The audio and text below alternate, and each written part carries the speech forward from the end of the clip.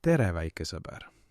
Mina olen Palingu, mana flamingo, kes rändas mööda ilma ja korjas lugusid. Täna räägin sulle loo ühest kõige väiksemast linnust meie metsas, kes tahtis teha midagi väga, väga suurt.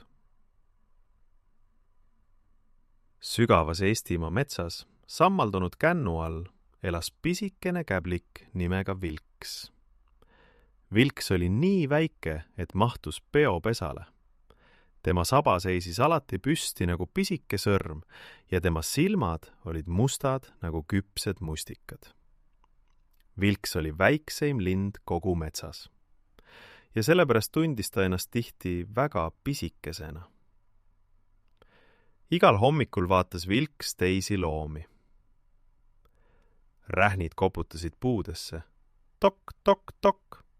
Ja jätsid sinna oma märke.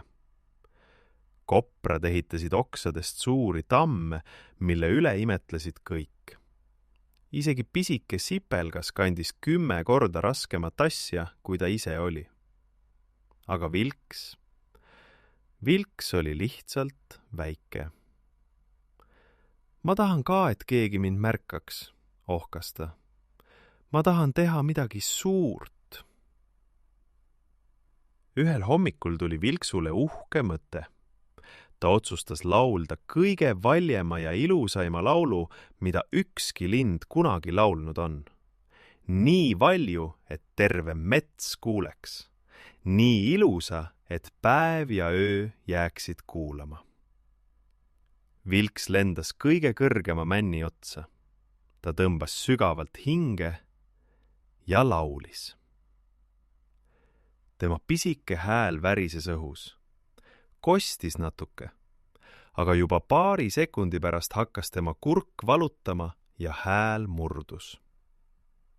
Vilks proovis uuesti. Tugevamalt. Veel tugevamalt. Piik! Tema hääl katkes täitsa. Vilks lendas alla ja vaatas ringi. Mitte ükski loom polnud isegi vaadanud üles. Mitte rähn, mitte kobras, mitte sipelgas. Tema suur laul oli kestnud vaid mõne hetke. Vilks istus suure halli kivi kõrvale jõe äärde ja pani oma pea käppadele. Ma olen liiga väike, sosistas ta. Ma ei suuda teha mitte midagi suurt. Just siis kuulis ta vaikset häält. Häält, mis tuli jõest endast. Miks sa kurb oled, väike lind? Vilks ehmatas ja vaatas jõe poole. Jõgi voolas rahulikult tema kõrval. Vesi oli selge ja sügav. Kes räägib? Küsis Vilks ettevaatlikult. Mina, vastas hääl. Mina olen vana jõgi. Olen voolanud siin kauem, kui ükski metsaloom mäletab. Vilks pilgutas silmi. Sa räägid? Mina räägin nendega, kes oskavad kuulata, ütles jõgi rahulikult. Räägi mulle, miks sa kurb oled? Vilks rääkis. Ta rääkis sellest, kuidas ta on nii väike, kuidas ta tahaks olla suur ja võimas nagu rähn või kobras. Kuidas ta üritas täna laulda kõige võimsamat laulu, aga ta hääl murdus juba mõne hetke pärast. Vana jõgi kuulas vaikselt. Kui Vilks oli lõpetanud, küsis jõgi. Kas sa näed seda kivi sinu kõrval? Jah, ma näen, vastas Vilks. Suur ja vali kivi. Vaata teda lähemalt, ütles jõgi. Mida sa märkad? Vilks vaatas. Kivi oli ümmargune. Sile. Tema servad polnud teravad nagu uutel kividel. Ta oli sile nagu munakoor. Ta on ümmargune, ütles Vilks. Ja sile. Just nii, ütles jõgi. Aga teadagi, et see kivi ei olnud alati nii. Kunagi oli ta nii teravate servadega, et ükski loom ei julgenud teda puudutada.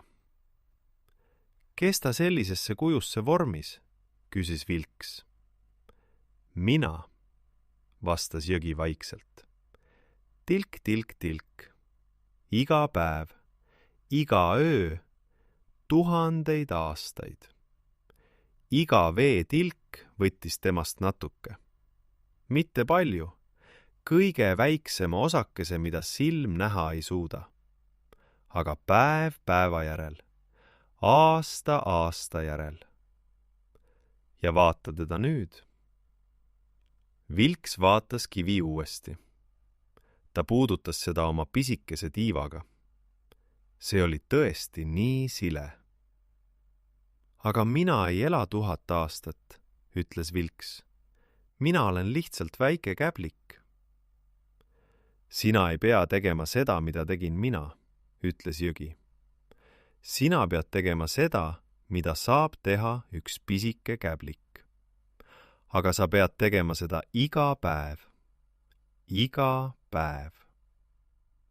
Mida ma teha saan? Küsis Vilks. Mis sulle päriselt meeldib? Vilks mõtles. Mulle meeldib laulda, aga ma oskan ainult 2 väikest nooti.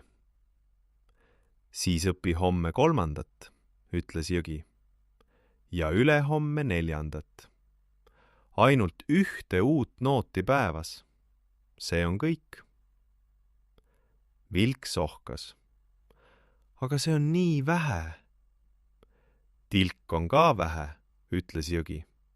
Aga vaata seda kivi. Vilks lendas tagasi oma kännu juurde. Ta mõtles. Ta vaatas päikese loojangut ja siis ta otsustas. Ta proovib. Järgmisel hommikul ärkas Vilks varakult. Ta lendas oma oksale ja õppis 1 uue noodi. Ainult 1. See võttis tal terve hommikupooliku. Aga lõpuks ta oskas seda. 1 pisike noot rohkem kui eile. Päeva lõpus polnud see eriti märkimisväärne. Tema 2 noodist oli saanud 3. Aga järgmisel päeval õppis ta 4. ja 5. päeval 5. Iga päev 1 pisike noot. Suvi möödus. Kased läksid kollaseks.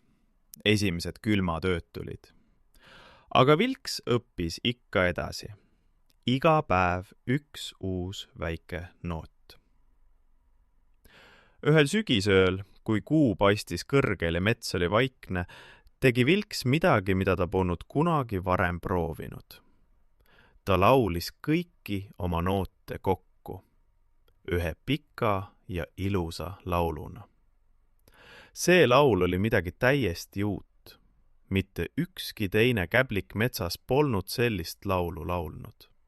Ta oli pikk, ta oli nõtke ja sees oli 100 pisikesi noote. Iga üks neist õpitud üksiku päeva jooksul. Esmalt kuulas teda ainult kuu.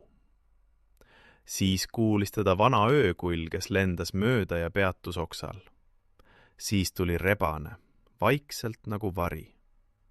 Siis kobras, kes lõpetas oma töö ja istus jõe äärde.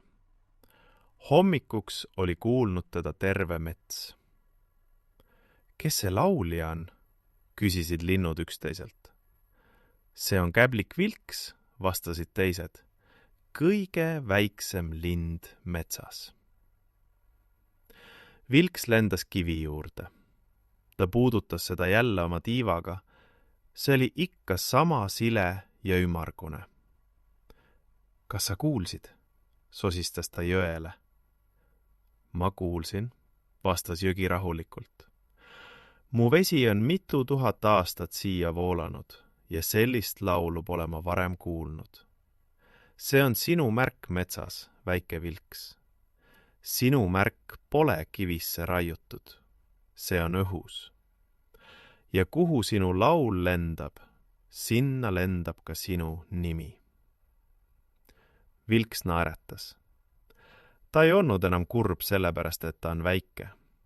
Sest ta teadis nüüd, väikesed asjad, päev-päevalt harjutatult teevad asju, mida keegi ühe päevaga teha ei suudaks. Ja iga päev pärast seda õppis Vilks ühe uue noodi juurde, sest tema laul polnud kunagi täiesti valmis. Just nagu kivi jõe ääres polnud kunagi täiesti valmis. Näed, väike sõber, kõige suuremad asjad maailmas pole tehtud ühel päeval. Need on tehtud paljudel päevadel, väikeste tilkadena, väikeste sammudena, väikeste nootidena, mis kunagi ei lõpe. Kui sa täna proovid teha midagi pisikest ja homme jälle ja ülehomme veel, siis saab sinust ühel päeval keegi, keda sa täna isegi ette ei kujuta. Head ööd, väike sõber. Sinu Palingu.